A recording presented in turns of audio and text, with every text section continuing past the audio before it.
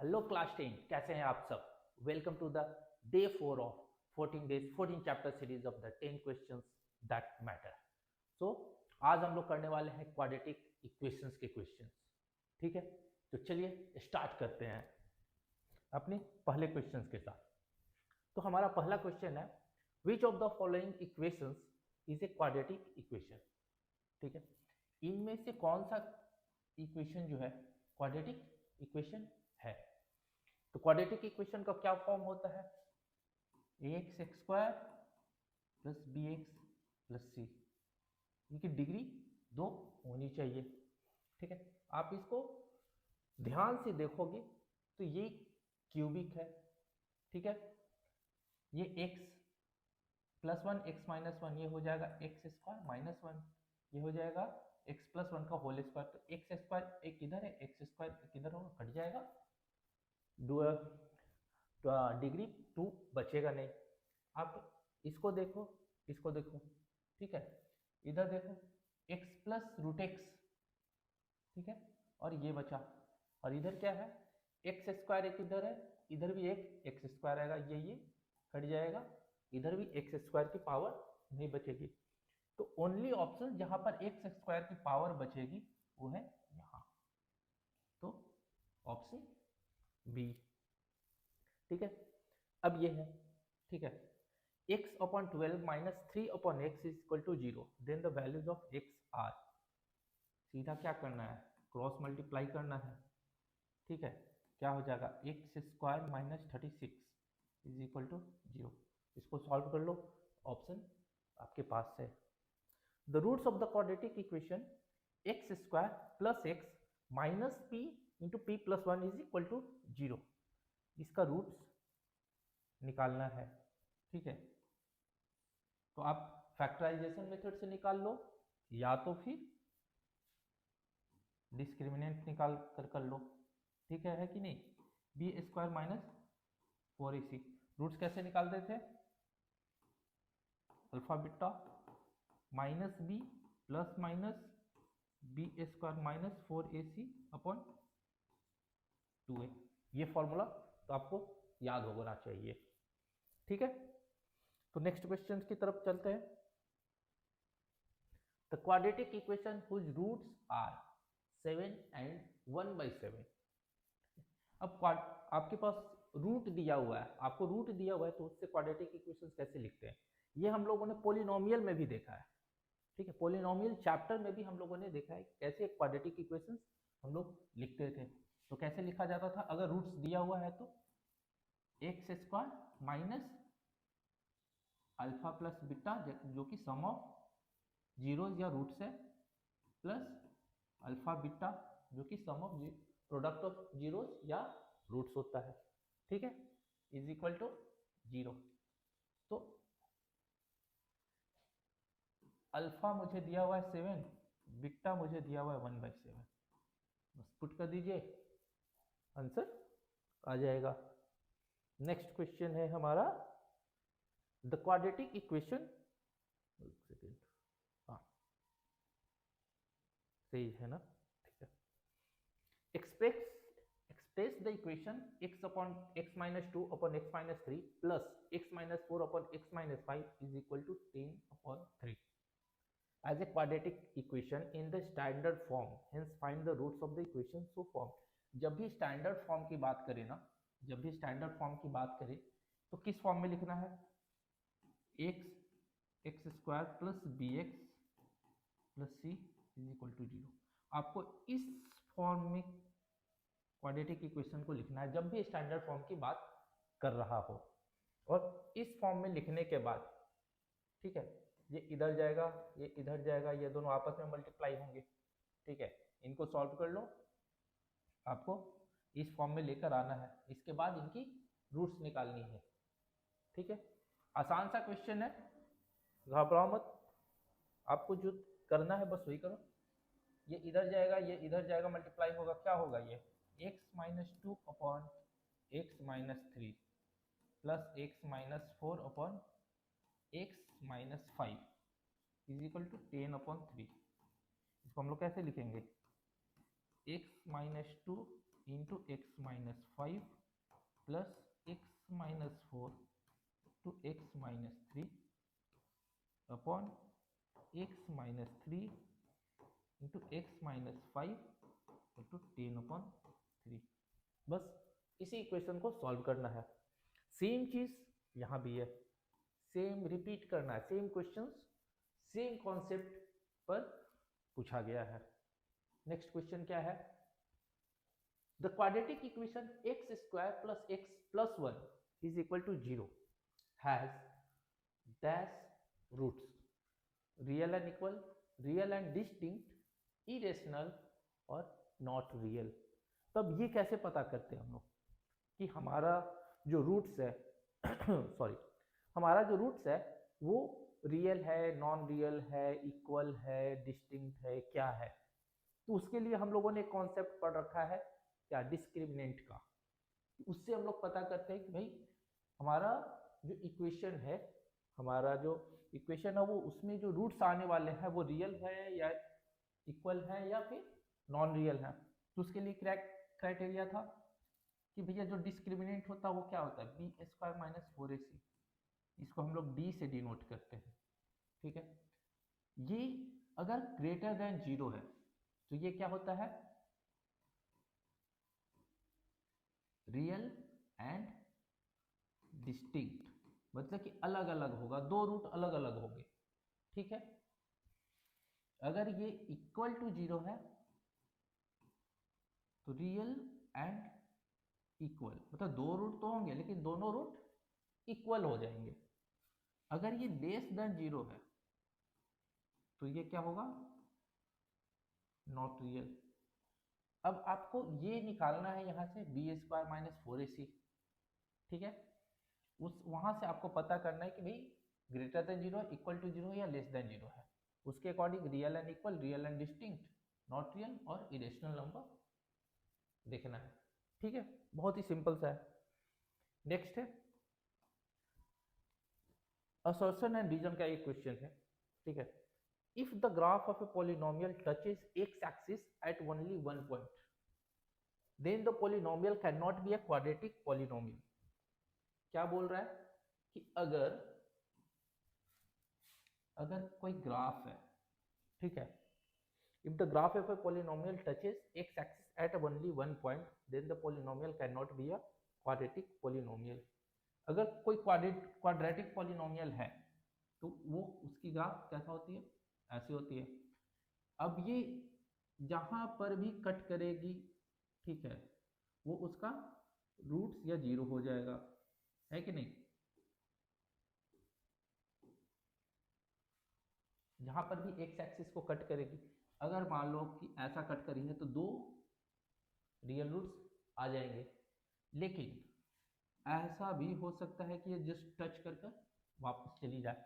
जैसे इस केस में आप देखो कि भाई हम लोगों ने बोला है कि रियल एंड इक्वल हो सकता है, तो इस केस में क्या होगा, इस केस में d इज इक्वल टू 0 के केस में यहाँ पर दो रूट सेम रूट्स आ सकते हैं।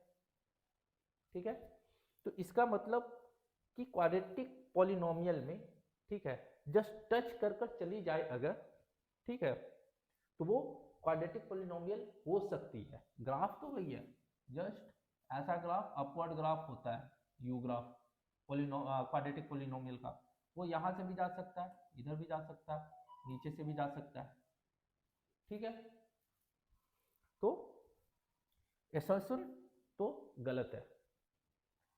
रीजन क्या है, a polynomial of degrees n greater than 1, मतलब कि एक से ज्यादा, 2 3 4 5 6 7 इतने भी हो सकते हैं, can have a most n zeros. तो ये हम लोगों ने पॉलिनोमियल चैप्टर में पढ़ रखा है कि कोई भी पॉलिनोमियल जिसकी डिग्री कुछ भी हो, ठीक है, n डिग्री हो, ठीक है, उसका एटमोस्ट मतलब मैक्सिमम n जीरोस हो सकते हैं। मैक्सिमम, कंपलसरी नहीं है कि n जीरोस हो, लेकिन मैक्सिमम n जीरोस हो सकते हैं। n से कम भी हो सकते हैं लेकिन मैक्सिमम n जीरोस हो सकते हैं। तो रीजन सही है, असर्शन गलत है। ठीक है, next if the square of the difference of the zeros of the quadratic polynomial y square plus py plus 36 is equal to 81, then the values of p are, बोल रहा है कि if the square, किसका square, difference of the zeros, किसका, quadratic polynomial y square plus P Y plus 36 is equal to 81, कितना है, 81 है। तो इसका मतलब मान लो आप कि अगर हमारा जीरोस अल्फा एंड बीटा है, ठीक है, तो अल्फा माइनस बीटा क्या दिया हुआ है, difference of the zeros of the quadratic polynomial square, alpha minus beta का स्क्वायर इज इक्वल टू कितना है, 81। और मुझे पता है कि सम ऑफ जीरोस कितना होता है, alpha plus beta is equal to minus B by A and alpha beta is equal to C by A, ये मुझे पता है। यहां से हम लोग अल्फा माइनस बीटा की वैल्यू निकाल सकते हैं, बताइए, अल्फा माइनस बीटा की वैल्यू निकालिए। अल्फा माइनस बीटा कैसे निकलेगा, आप खुद निकालिए। मैंने ये क्वेश्चंस, इस तरीके के क्वेश्चंस जो है ना पॉलिनोमियल में करवा रखे हैं, इस तरीके के अलजेब्रिक सॉल्यूशंस कि अल्फा प्लस बीटा दिया हुआ, अल्फा बीटा दिया हुआ, तो अल्फा माइनस बीटा कैसे निकलेगा। तो आप जाइए पॉलिनोमियल के वीडियोस देखिए, उसमें आपको सॉल्यूशंस मिल जाएगा, अगर आपको आता है तो, ठीक है। बहुत इजी सा क्वेश्चन है, बहुत ही इजी है, आप जाकर सॉल्यूशन देखिए। अगर ये आपसे सॉल्व हो रहा है तो ठीक है, अगर नहीं हो रहा है तो पॉलिनोमियल की वीडियोस देखिए, उसमें आपको ये सॉल्यूशन मिल जाएगा। नेक्स्ट है, which of the following quadratic polynomial equations has real and equal roots. Same चीज करना है, जहां भी रियल एंड इक्वल रूट्स पूछ रहा है, और मोस्टली जो है ना CBSE real and equal roots पर ही क्वेश्चंस पूछ रहा है। अभी फिलहाल के कुछ साल में mostly CBSE real and equal roots पर ही पूछ रहा है। मतलब क्या, d is equal to 0, d is equal to 0 का मतलब B square minus 4ac equal to 0 आपको करना है, और वहां से आपको चेक करना है कि भैया कौन किस किस का बी स्क्वायर माइनस 4ac 0 हो रहा है, किस किस का 0 नहीं हो रहा है। Next, find the smallest value of p for which the quadratic equation x square minus 2p plus 1x plus P square has real roots, ठीक है। इसके रियल रूट्स होंगे, अगर रियल रूट्स दिया हुआ है, रियल एंड डिस्टिंक्ट कब होता है, जब d ग्रेटर देन 0 होता है। रियल रूट्स और भी होता है जब वैल्यू 0 की इक्वल होती है। तो जब यहाँ केवल रियल रूट्स के बारे में पूछ रहा है तो हम लोग लिखेंगे d should be greater than and equal to 0, d greater than और इक्वल टू 0 होना चाहिए, तब वो रियल रूट्स होगा। तो मुझे प्रूफ करना है कि B square minus 4ac should be greater than और इक्वल टू 0 है। इसकी यहाँ से ये वैल्यू बी 4ac की वैल्यू पुट कीजिए, आपको आंसर आ जाएगा। नेक्स्ट है, the least positive value of k for which the quadratic equation 2x square plus kx minus 4 is equal to 0 has rational roots. अभी तक हम लोगों ने real roots, non real roots and equal roots के बारे में देखा, लेकिन ये रेशनल रूट्स कहाँ से आ गया। अब सीबीएसई ना आपको तंग करने के लिए दिया है, रेशनल रूट्स चाहिए। तो हम लोग रूट्स कैसे निकालते हैं, इसको ध्यान से देखिए। रूट्स कैसे निकालते हैं हम लोग, minus B plus minus B square minus 4ac upon 2a upon 2a, ठीक है। ये रियल नंबर है, ये रियल नंबर है, बी एंड ए, ठीक है। लेकिन जो प्रॉब्लम है वो यहाँ है। हम लोग जानते हैं रेशनल नंबर चैप्टर अगर आपने बहुत अच्छे से किया होगा तो आपको ये पता होना चाहिए कि रूट के अंदर कोई भी नंबर n है, ठीक है।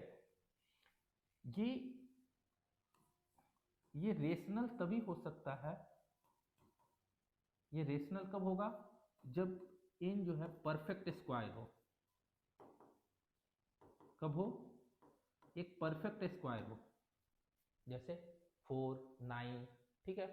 अगर ये परफेक्ट स्क्वायर है तब तो ये number root in real number rational number होगी। अगर परफेक्ट स्क्वायर नहीं है तो ये, अगर नहीं है, ठीक है, तो ये नंबर क्या होती है, इरेशनल होती है।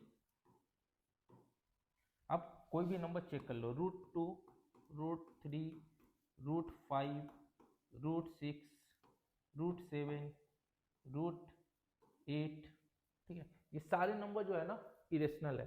तो बेसिकली मुझे रेशनल रूट्स लाने के लिए, अगर मुझे रेशनल रूट्स चाहिए तो जो कंपलसरी है वो है कि b² माइनस 4ac एक परफेक्ट स्क्वायर चाहिए मुझे।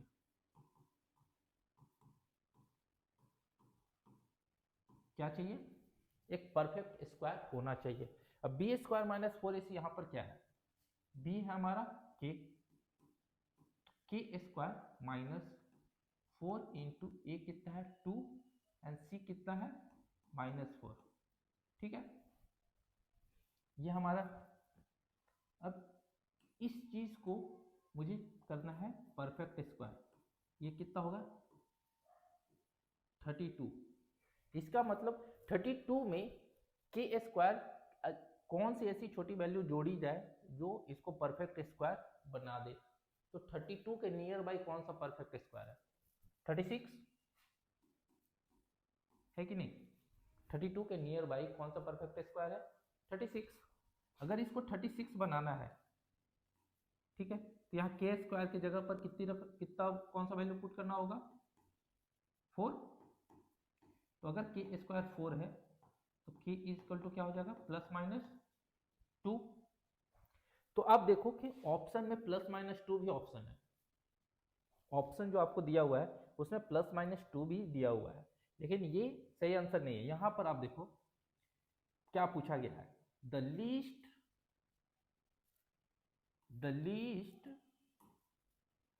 लीस्ट पॉजिटिव वैल्यू पूछा गया है आपसे, ठीक है, द लीस्ट पॉजिटिव वैल्यू। तो +-2 है लेकिन पॉजिटिव वैल्यू कौन सा होगा, +2, तो आंसर क्या होगा, +2, ठीक है।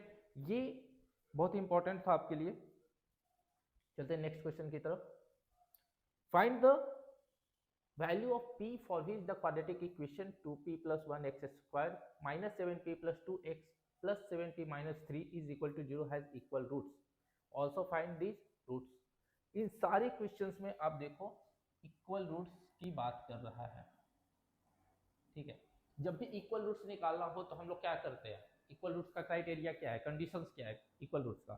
इक्वल रूट्स का एक ही कंडीशन है भाई कि डी हमारा जो है ना डिस्क्रिमिनेंट हमारा 0 होना चाहिए। डिस्क्रिमिनेंट क्या होता है, b² minus 4ac, this should be equal to 0।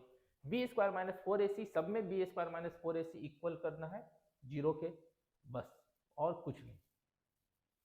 आपको b² माइनस 4ac चेक करना है वो इक्वल है 0 के कि नहीं है, और उसके अकॉर्डिंग आपको सारे आंसर्स आ जाएंगे। नेक्स्ट, इन सब क्वेश्चंस में भी कॉमन चीज है, देखिए क्या है, ये वर्ड प्रॉब्लम्स है आपके।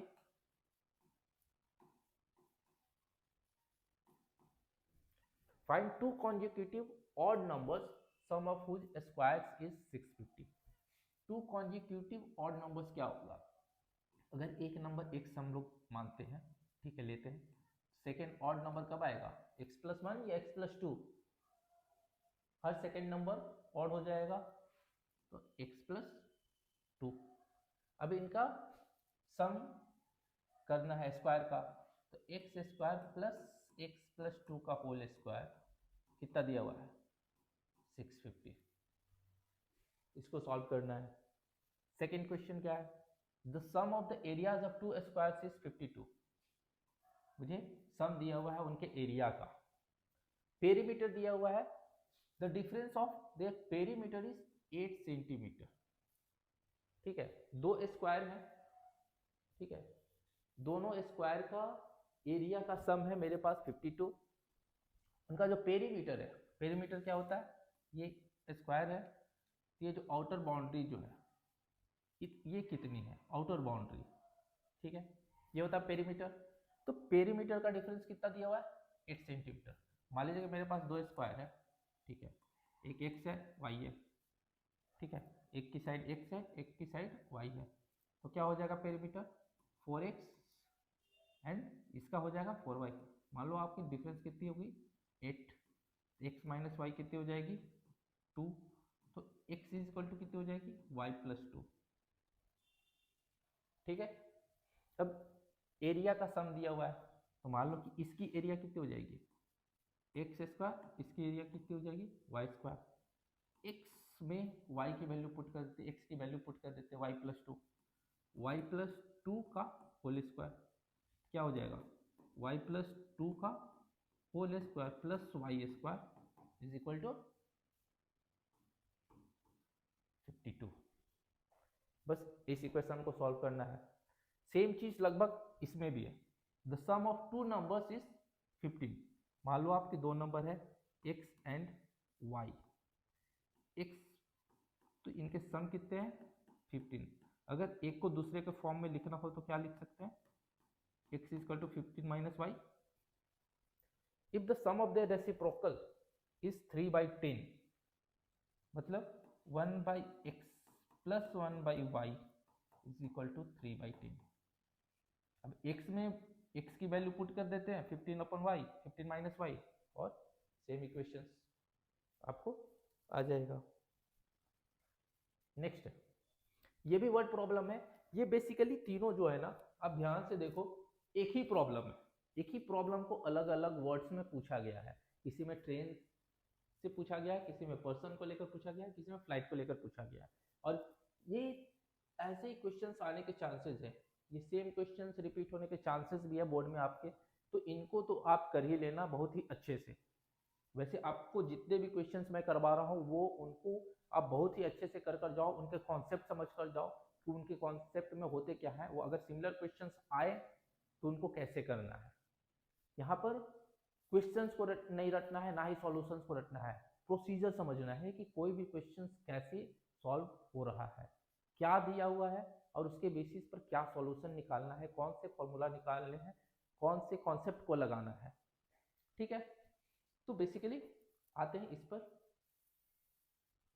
ये तीनों क्वेश्चंस आप ध्यान से देख लेना, ठीक है, वीडियो पॉज करके। ये तीनों क्वेश्चंस लगभग सेम है। इसमें दिया गया है कि एक डिस्टेंस है, ठीक है,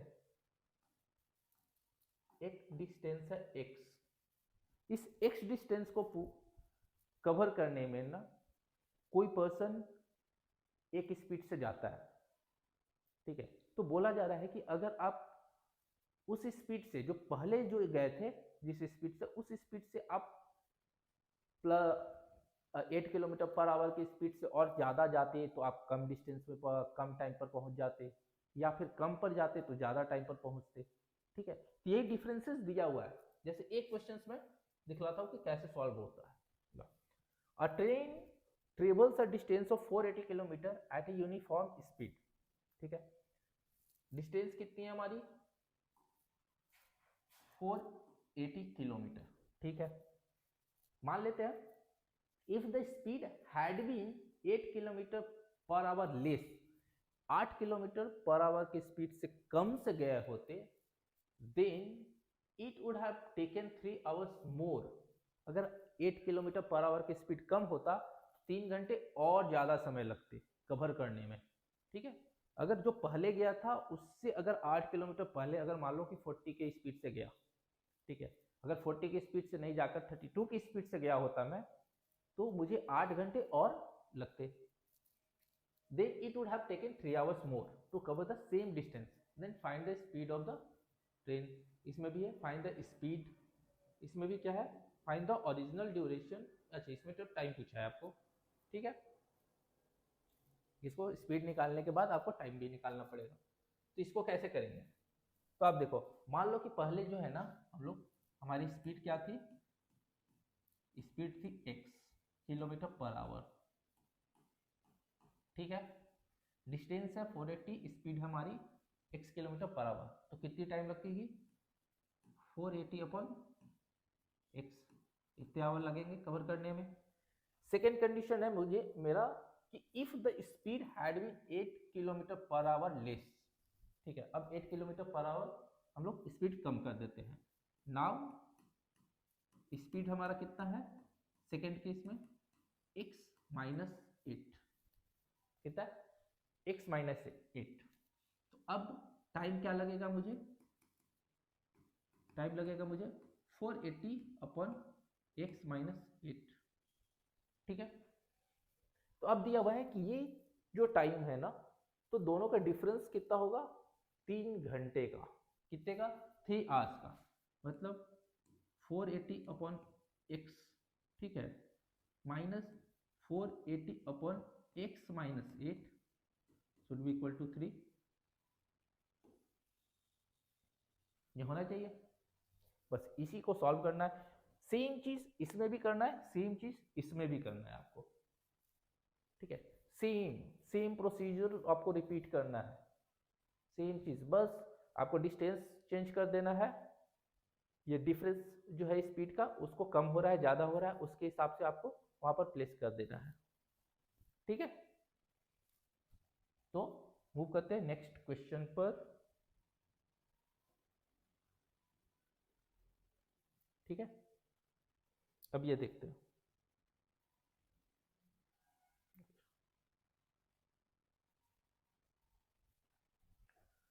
ये भी लगभग सिमिलर क्वेश्चंस है, आप ध्यान से देखोगे ये भी लगभग सिमिलर क्वेश्चंस है आपके।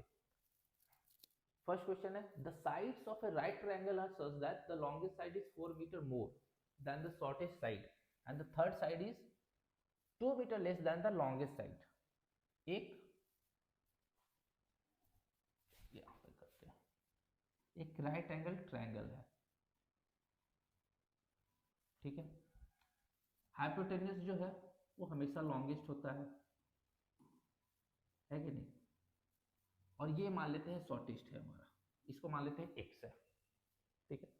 तो हमारा लॉन्गेस्ट साइड जो है 4 मीटर ज्यादा है, तो ये है x plus 4, and shortest side से थर्ड साइड जो है लॉन्गेस्ट साइड से 2 मीटर कम है, third side is 2 metre less, third side is 2 metre less than the longest side.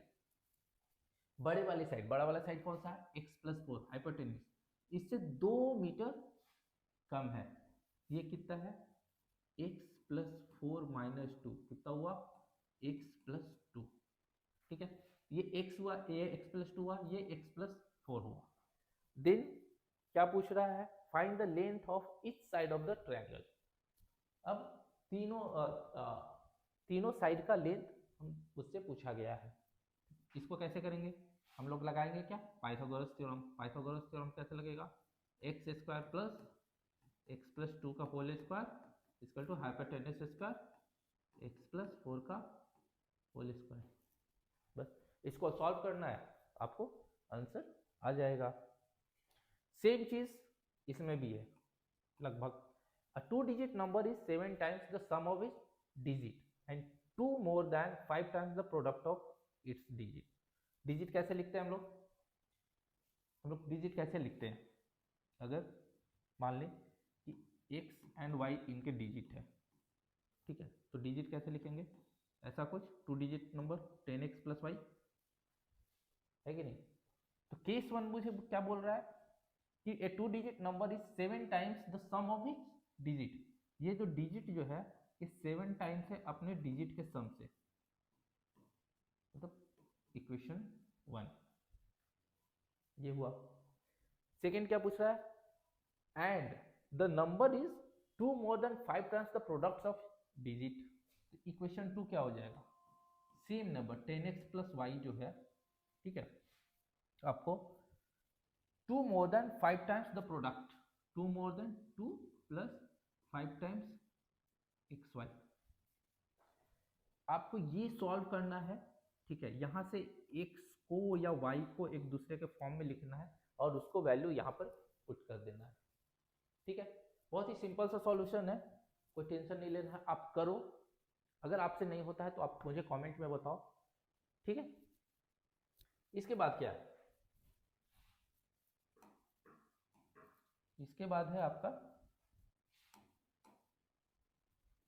Next question, age related. The age of a man is twice the square of the age of his sun.